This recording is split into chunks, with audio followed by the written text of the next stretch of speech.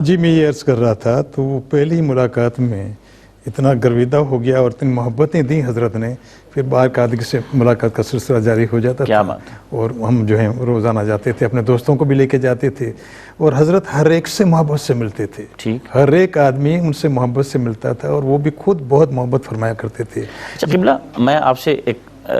آپ نے جس طریقے سے بتایا کہ حضرت کے ساتھ اس طریقے سے تعلق پیدا ہو گیا، اکثر و بیشتر ہم ان کو جب ٹی وی پہ دیکھتے تھے، ہم اپنے بچپنے کی عمر سے ان کو دیکھتے ہوئے چلے آئے، ایک رول ماڈل کے طور پہ ہم نے انہیں دیکھا،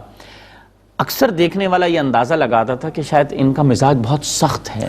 کچھ ایسا فیل ہوتا تھا۔ اس قسم کی کوئی بات حقیقتاً تھی آپ نے قریب سے؟ حقیقتاً میں تو وہ سیدنا ابوبکر صدیق کی اولاد میں سے تھے، تو وہ بڑے ہی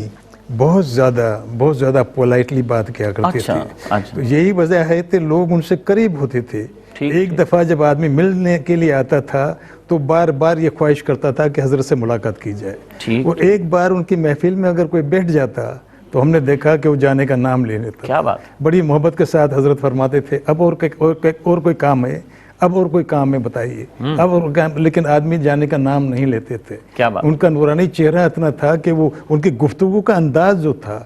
اور میں یہ کہا کرتا ہوں کہ ایک تو عالم دین ہوتے ہیں، وہ سکھاتے ہیں اپنے شاگردوں کو،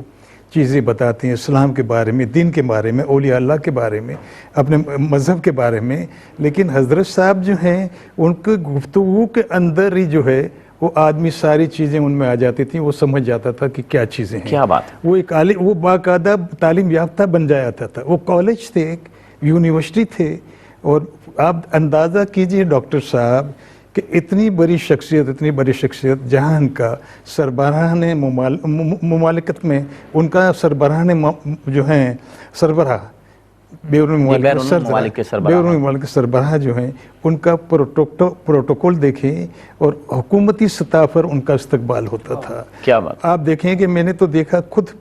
ہارورڈ یونیورسٹی اور آکسفورڈ یونیورسٹی میں بتایا گیا کہ انگلش میں لیکچر دے رہے ہیں، جی بالکل پڑھوا رہے ہیں لیکچر دینے کے لیے باقاعدہ جاتے تھے، شیڈیول ہوتا تھا، ان کا شیڈیول ہوتا تھا، وہ جاتے تھے باقاعدہ۔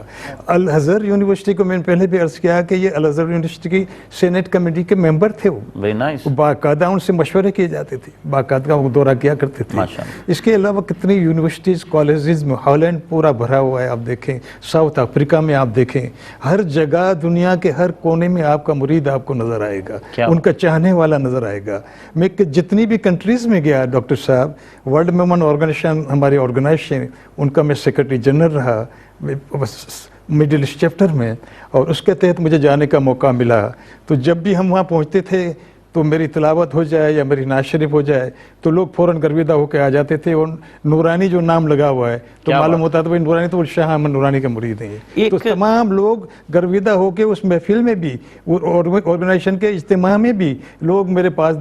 ذوق در ذوق آتے تھے ملاقات کے لیے، اور کچھ نہ کچھ سننا چاہتے تھے، اور خود اپنے ایکسپیرینس جو ہیں، خود اپنے ایکسپیرینس جو ہے مجھے بتاتے تھے کہ ہمارا یہ تعلق ہے، ہمارے یہاں آتے ہیں تو اس طرح سے ہوتا ہے، ہالینڈ میں بھی اس طرح سے ہی، ہر جگہ۔